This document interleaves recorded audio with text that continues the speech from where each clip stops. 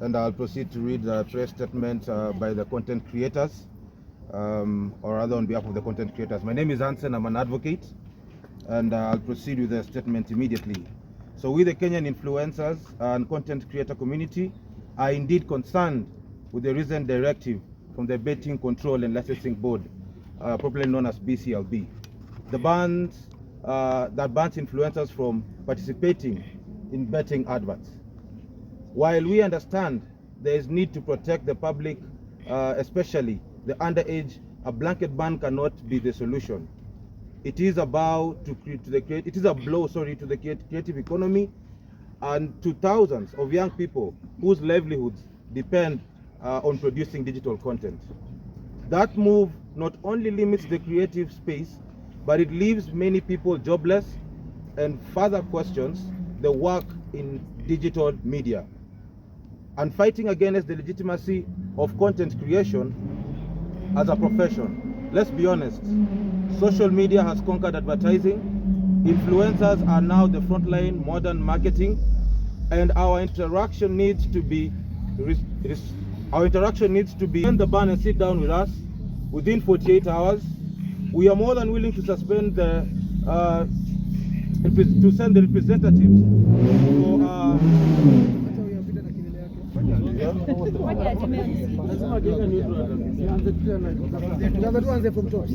no worries. I'm an advocate. I'll proceed to read the press statement by the content creators, who I'll read on behalf. And I'll proceed by saying, we, the Kenyan influencer and content creator community, are indeed concerned with the recent directive from the Betting Control and Licensing Board, popularly known as BCLB. So the ban on the influencers from participating in betting adverts is not welcomed. We understand that there is need to protect the public, especially the underage. A blanket ban cannot be the solution. It is a blow to the creative economy and to the thousands of young people whose livelihoods depend on producing digital content. That move not only limits the creative space, but it leaves many people jobless and further questions the work of the digital media and fighting against the legitimacy of content creation as a profession. Let's be honest, social media has conquered advertising. Influencers are now the frontline modern marketing, and our interaction needs to be responsibly managed and not completely abolished. We respectfully asked BCLB to suspend the ban, sit down with us within 48 hours. We are more than willing to send representatives for a positive sit down and negotiate towards the model that ensures responsible advertising via age restriction content regulations. All we request is to be part of the dialogue. We practice cooperation, not isolation. As Proverbs 15:22 says, plans fail for lack of counsel, but with many advisors, they succeed. Let's succeed together for the good of the industry, the economy, and the country. We look forward to hearing from you. Thank you. Thank you so much for that. So we'll allow a few individuals to address us. Nice. So, good morning everyone. So my name is Mayoyo. That is my stage name. And it is quite unfortunate that this ban occurred. And it has really affected us as content creators. Putting into consideration the fact that we have a lot of people depending on us. Sisi kama content creators tuko na watu wengi sana ambao wanatutegemea, na tulikuwa tunaomba the government, serikali, tafadhali tusikize, hapa kati yetu vile hatuwezi sema tumeumia sana, na very soon hii Nairobi hatuoni tukikaa, tunarudi ushago, kwa sababu many of us depend on these marketing gigs to at least tulipe rent, tusaidie wazazi wetu. Personally, I run a foundation. Sijui watoto wanalipia school fees, itakuwaje. We are really stressed, so we want the government, we plead with the government to listen to our cry. Tafadhali. Thank you so much. Directive that was issued the other day. According to us, the directive is not only unfair but lacks logic. The directive by the betting, the BCLB the other day, is unfair to us because you are telling us not to influence for betting companies, where else you're still leaving the traditional media, that is TV and radio, right? So, Nagazeti and print media. This to me seems like there's fire, a building has caught fire. You're calling in the fire brigade team to come and put out the fire, but part of the team, like a quarter part of the team, are the only ones that have the oxygen cylinders, and then the rest, no, a quarter has CO2 and the rest work on oxygen. I don't think we will put out the fire if we have more people with oxygen trying to put out a fire at a building that just a few work on a CO2. So to us, this is not about regulating and helping the youth. If it was about the thinking about the youth, or any conversations about regulation, but we will not take hypocrisy. Thank you so much. Thank you very much. Known as Mulama, comedian and social media person. I don't know if I'm a celebrity. Yeah, that you will tell me. Now, I'm here to stand with my brothers and sisters over a directive that was issued by the BCLB in the past few days about banning, the celebrity advertisement and whatever. First of all, I have to say you cannot, make an egg without, you cannot make an omelette without breaking several eggs.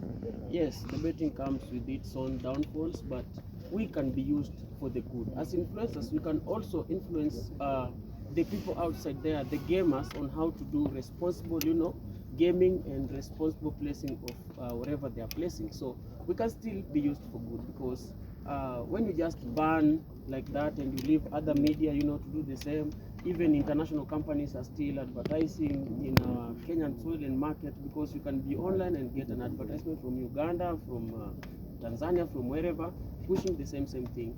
So I would like the government to at least check on that, because we were making an income from that, and also so many other people depend on us, not only family but the people who we work with, because we have had to dismiss them. We have camera people, we have locations managers, we have editors. Like a single person you see here has a team of about 15 behind them. So right now, when you just cut that down, it means all those 15, they are going home together with the artist. So I believe there is a way we can work it out.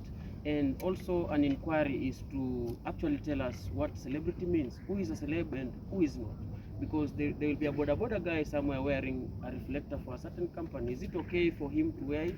What if I do and I ride a boda also? Yeah, that's also something that we should get a directive from. So I think every rose has a thorn, but there is a way we can, we can come to an agreement on how it can be done moving forward. Kwa sababu sigara bado iko Kenya, si ndio? Lakini pale kwa packet imeandikwa nini, inadhuru afya yako, sio?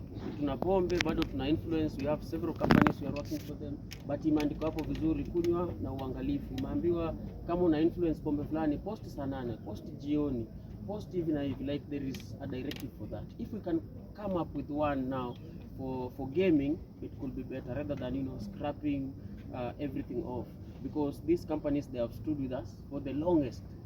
They have been there. Some of us here have foundations that these gaming platforms, they give us a lot of support. Kuna watu wamepata uniforms hapa, wamepeleka kwa their villages huko, vijana wanachezea mpira. Kuna watu wamepata mipira hapa. Kuna watu tumechimba visima with some of the companies all around. So there is so many ways that we can still work with those platforms without necessarily pushing the negativity to the youth and the underage. And also another directive to the government is, you should check out for the illegal sites. Don't just issue licenses, BCLB licenses to everyone out there, because there are some people out here, they just come up with a website, unasikia tu ina run, hata ujika iko registered, umeona? So vitu kama hizo ndo zinapoteza mayouth. Zingine hata mtu ana win hapatiwi. So before you issue a license to anybody, make a thorough scrutiny about who are these people, where are they from, are they legit, are they promoting responsible gaming? Because in my thought, if a platform can write there on the introductory page that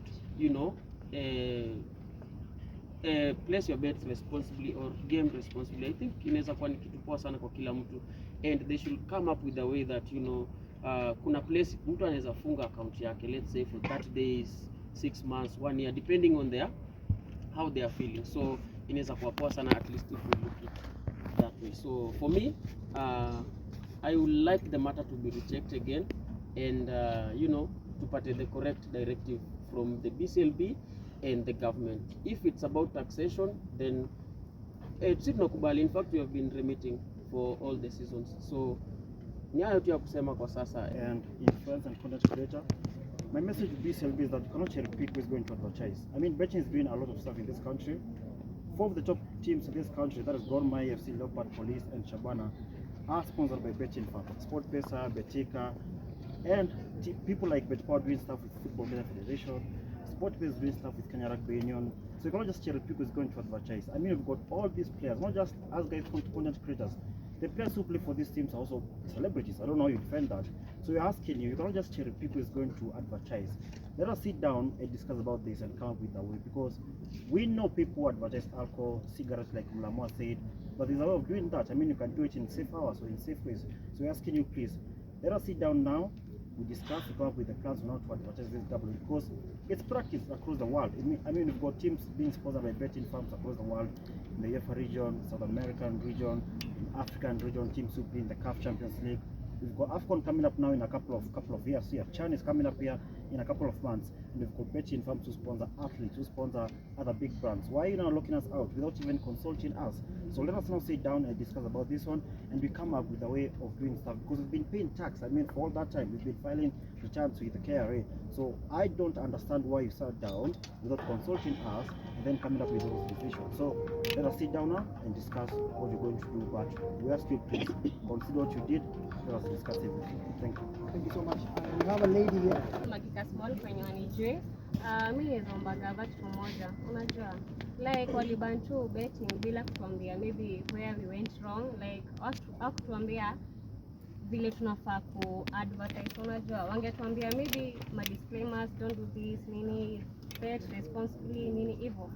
Unajua, cause mimi kama jenzi meni affect design. Unajua, siku hizi hakuna kazi. So sisi kama majenzi metu affect design, kuna watu waliacha wizi nini, mnaingia kwa content creation, na through content creation tuna earn through ku advertise vitu, si ndio? Yeah, manze gava mtuite tu mahali to have a meeting, mtuambie where we went wrong ama nini tunafaa kufanya, because bila guidelines hatuwezi jua, si ndio? Yeah, so hivyo. Thank you. Bado yangu ni ya kusema this feels rushed. Ina feel ni kama iko it wasn't well thought out, because nilipeana suspension and then I'm going to put a directive on how to be going to go about it. Where do we go from here? Because me personally, hii ni kitu niseme nilikuwa nategemea, right? And I have people that wako nyuma yangu pia wananitegemea. So umeni cut off, hujanipatia, yani umeniacha tu nijitegemee tu peke yangu without any directive and anything to help me push through. So I feel like tunafaa tukae chini sisi kama content creators and the government, and we sit down and to figure this thing well through and how it's going to help us, both of us. So ni hao tu. all right, thank you so much. Maybe just checked, ni watu ambao wamesoma, ni watu ambao wamehitimu, ni watu ambao wako na madegree, ni watu ambao they are very professional. Some of them even they are working, but wali choose to take another path in content creation so that they can create an opportunity for everyone. I'm a product of a creative economy. Mimi nilikuwa nafanya kazi ya kupatiana flyers Nairobi, lakini content creation ikakuja, nikafundishwa kushika kamera, nikafundishwa kucreate, kuandika script, nimekuja mpaka saa hii najua kupresent, nimetrainiwa na facility ya government. I went through a media council training. I'm a media practitioner. So wewe niambie, kama singekuwa na hiyo diploma yangu, certificate yangu, ningekuwa nafanya nini? So it's a call to everyone. Think about this. If you're fighting our youth, if you're fighting our creative economy, we're fighting our own people. I request, please, let's have a sit down. Let's reason. We are very smart. We're all grown-ups. It's a matter of all. We're fighting this generation, we're fighting the future. They say it now. The government says now. Just you can begin kwa meza tu. Nyinyi influencers sasa mtakuwa na kazi gani? The government yenyewe waone this okay now. Wanafaa watuite for Kidogo maana unaweza songa hapo sana. Wanafaa watuite for tuone how we can be able to regulate how we are going to advertise, not terminate, because ukiangalia betting pia si ati wameifungia kabisa, they are allowing it to go on TV, which TV mtu yeye anaweza fungua TV na unaona Instagram zetu, most of like for me my Instagram huwezi access kama uko under 18, so unaona already nisha regulate hiyo nini, so wakiweza weza waweze kuangalia tu, they should not terminate, they should just regulate, because this is feeding a lot of people. A lot of people are depending on whatever we get, and I don't think kuna mse tuna forcing tunamwekea gana bet, si ndio? Ni mtu anaamua achukue nini yake.